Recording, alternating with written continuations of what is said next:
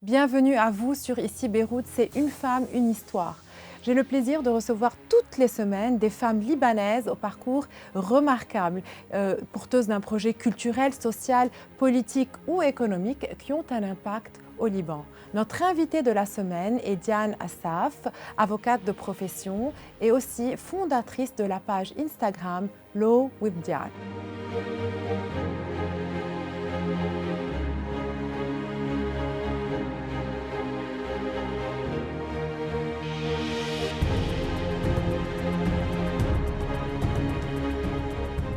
Merci Diane d'être avec nous aujourd'hui sur le plateau d'Ici Beyrouth. Merci de me recevoir, Lynn. Alors Diane, votre page Instagram, Law with Diane, connaît un très grand succès. Comment l'aventure a commencé?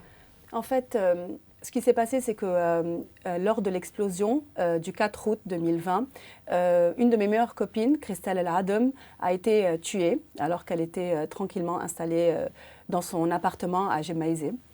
C'était tellement tragique et injuste que je n'arrivais plus à continuer ma vie comme si de rien n'était et tout simplement à continuer ma vie comme avant. J'ai vraiment ressenti le besoin profond de me battre à ma façon pour la justice au Liban. Et c'est comme ça que j'ai fondé la page Instagram Law with Diane qui sensibilise en fait le public au droit, qui essaye de le rendre accessible. Alors, à la base, l'idée était de parler de sujets généraux, de droit, d'expliquer le droit en général aux gens, comme par exemple qu'est-ce qu'un projet de loi, qu'est-ce qu'une proposition de loi, la différence entre eux, quelles sont les prérogatives d'un président de la République, etc.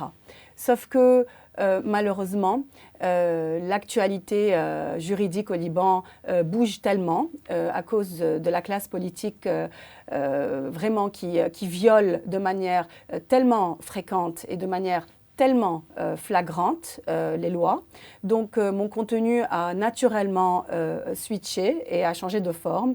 Et donc tout naturellement, en fait, j'explique l'actualité juridique. Voilà, j'essaie de le faire d'une façon simple, accessible, à travers des vidéos courtes. Et j'essaie autant que possible d'introduire des sous-titres en anglais pour essayer en fait d'atteindre un maximum de personnes. On sent l'émotion dans votre voix lorsque vous évoquez Christelle. Vous sentez que cette page, c'est quelque part aussi, vous la faites aussi pour elle? C'est sûr. Christelle est le carburant de ma page, en fait. C'est elle, je suis sur les réseaux sociaux depuis leur création, mais je n'ai jamais eu l'idée, en fait, de faire ce que je fais. Donc, c'est elle, mon carburant, c'est elle qui m'accompagne, c'est elle qui me donne vraiment la force de faire ce que je fais. Dès les premiers jours, en fait, du lancement de cette page, elle a connu un très grand succès. Comment vous choisissez les sujets? Comment ça se passe? Alors en fait, comme je l'ai dit, ça se fait de façon très naturelle. À chaque fois, il y en a vraiment beaucoup, à chaque fois qu'il y a des violations de cette classe politique, je sens qu'il y a automatiquement des gens qui m'envoient des messages sur les réseaux sociaux. Qu'est-ce qui se passe? On n'a pas compris. Et donc voilà, donc tout ce qui est en rapport avec l'enquête du Oui, corps. on a remarqué que vous suivez de très près l'enquête. J'en profite pour vous poser cette question. Où en est-on aujourd'hui? Alors, malheureusement, l'enquête aujourd'hui est complètement gelée. En fait, elle a été suspendue pendant plus d'1 an à cause de toutes les actions abusives en récusation contre le juge Tarek Bitar de façon directe ou indirecte de la part des suspects appartenant à la classe politique libanaise. Il y en a eu une quarantaine. Et en fait, ça a mené en fait, à la suspension totale de l'enquête. En janvier, le juge Tarek Bitar a décidé de relancer son enquête et c'était basé sur un avis juridique qui, d'après lui permet de relancer son enquête. Et il avait ordonné la libération de 5 suspects. Et il avait aussi demandé d'interroger des hautes personnalités, dont le procureur Hassan Awaidet. En réponse, le procureur Hassan Awaidet a décidé illégalement, il n'en a pas compétence, il a décidé de libérer tous les suspects, en fait, dans le cadre de l'enquête et a émis une interdiction de voyager à l'encontre du juge Tarek Bitar et l'a accusé d'usurpation de pouvoir. Donc aujourd'hui, on en est là. Il s'agit donc en fait au président du Conseil supérieur de la magistrature de désigner un juge qui viendrait interroger le juge Tarek Bitar pour voir si oui ou non il y a eu usurpation de pouvoir. Et évidemment, il s'agit aussi en parallèle pour le ministre des Finances, il faut absolument qu'il signe le décret relatif aux permutations judiciaires pour que l'Assemblée plénière de la Cour de cassation retrouve son quorum pour que cette Assemblée plénière puisse statuer sur toutes ces actions en justice qui ont été présentées d'une façon abusive. Donc nous sommes dans une situation d'attente où personne ne veut rien faire, alors qu'il y a le ministre des Finances qui doit jouer un rôle, il y a le président aussi du Conseil de la magistrature également qui doit jouer un rôle.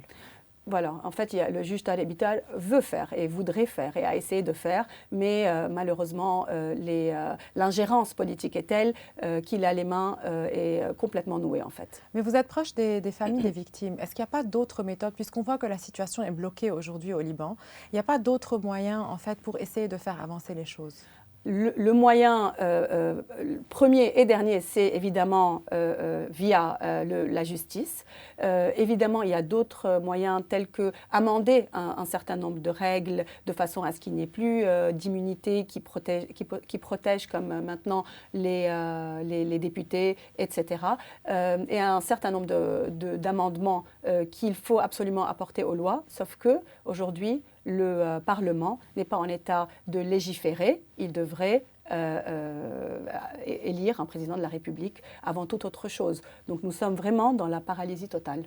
Malheureusement. Et vous qui êtes aussi, je le disais tout à l'heure, proche des familles des victimes, dans quel état d'esprit elles sont aujourd'hui, ces familles? Alors aujourd'hui, les familles des victimes, en fait, pour faire le deuil, il faudrait connaître la vérité. On ne peut pas faire le deuil sans savoir ce qui s'est passé, qui a en fait gardé ce nitrate dans le porc, qu'est-ce qui s'est passé le jour même, et pas seulement connaître la vérité, et punir tous les responsables.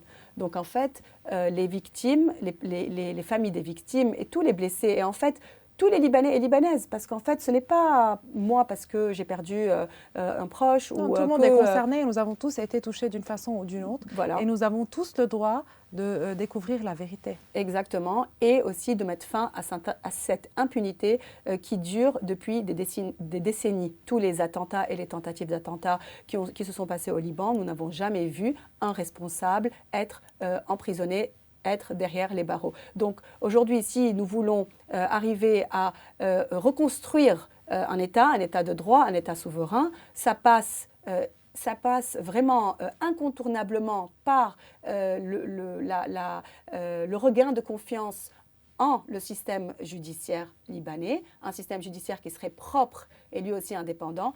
Et ce système judiciaire libanais ne peut être propre et indépendant et on ne peut regagner la confiance en ce système qu'à travers l'aboutissement de l'enquête relative à l'explosion du port de Beyrouth.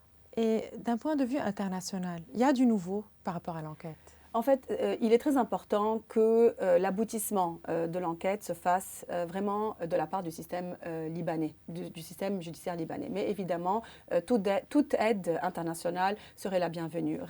Tout récemment, il y a eu en fait une déclaration conjointe de 38 pays, en fait, de la part du Conseil de l'homme des Nations Unies, qui exhorte le Liban à continuer l'enquête et qui exhorte le Liban à continuer l'enquête en fait et dénonce l'ingérence politique qui est en train de se passer. Donc ça, c'est, si vous voulez, un premier pas vers peut-être l'établissement d'une mission d'enquête internationale. Parce qu'on a l'impression que le Liban, par rapport à l'enquête, est complètement oublié par la communauté internationale. Voilà, donc ça c'est, si vous voulez, la seule en fait issue, c'est que cette mission d'enquête de l'ONU s'établisse. En fait, il y a une prochaine session du Conseil de l'homme des Nations Unies qui va se tenir en juin. Donc on attend en fait cette session et voilà. On en profite pour dire que nous avons une très grande pensée pour les familles des victimes et nous sommes de tout cœur, je ne crois pas qu'il y ait un citoyen consciencieux au Liban qui ne soit pas de cœur avec les familles des victimes de l'explosion. Pour revenir à votre page, on voit que vous essayez d'expliquer de façon très simple des situations très très compliquées. Comment vous travaillez en amont? En fait, voilà, la partie la plus compliquée, c'est de simplifier. Parce qu'en tant qu'avocate, évidemment, je lis une nouvelle, je lis une actualité, je la comprends parce que c'est mon domaine. Maintenant, la chose la plus difficile est de vulgariser cette information et de la rendre accessible. Et avec ça, des fois, je reçois des messages, etc., que ce n'est pas encore très clair.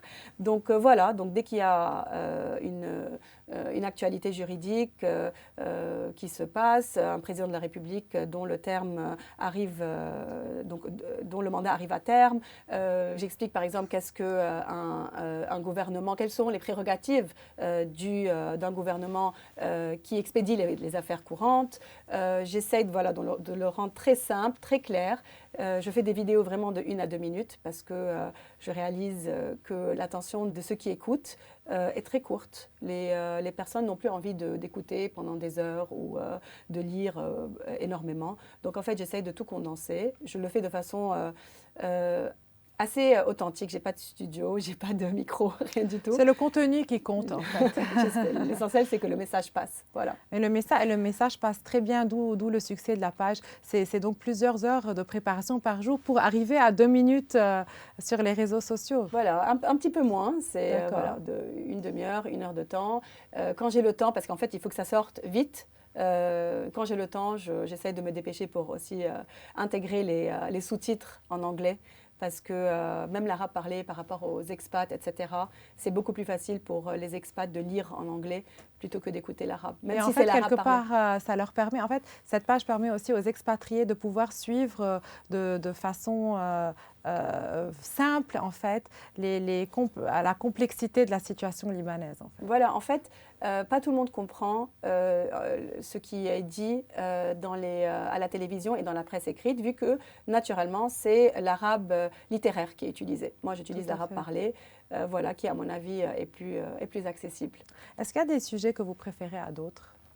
Alors l'enquête du port, pour moi, c'est primordial. À chaque fois qu'il y a quelque chose, j'en parle. Il y a tout le côté légal du dossier économique. Comme vous le savez, il y a eu un accord de principe qui a été conclu entre le Fonds monétaire international et le Liban, en vertu duquel le fonds octroierait 3 milliards de dollars à condition que le Liban mette en œuvre des réformes substantielles. Sauf que rien ou presque rien n'a été fait. Donc là, j'explique qu'il y a un projet de loi sur le capital control qui est catastrophique s'il passe en tant que tel. Il y a eu les amendements sur la loi sur le secret bancaire les amendements sont très loin d'être parfaits. Il y a la loi sur la restructuration du secteur bancaire qui n'a pas encore été faite. Donc en fait, nous sommes vraiment très loin en fait, de la mise en œuvre de ces réformes et donc de bénéficier de l'aide du Fonds monétaire international. Donc j'essaie de mettre l'accent sur ça.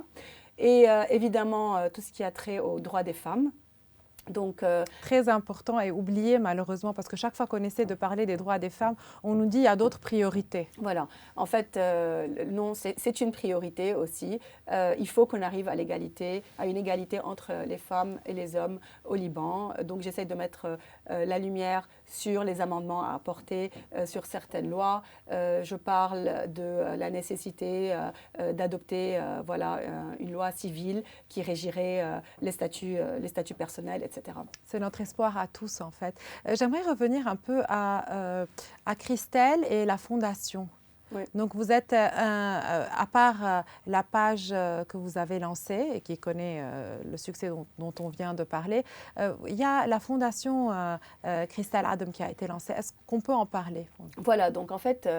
Christelle était une personne vraiment pleine de vie, elle adorait la vie et elle était très très loin de toute doctrine en fait qui prêche la mort par le martyr. Donc Christelle pour moi est une victime et non pas une martyre.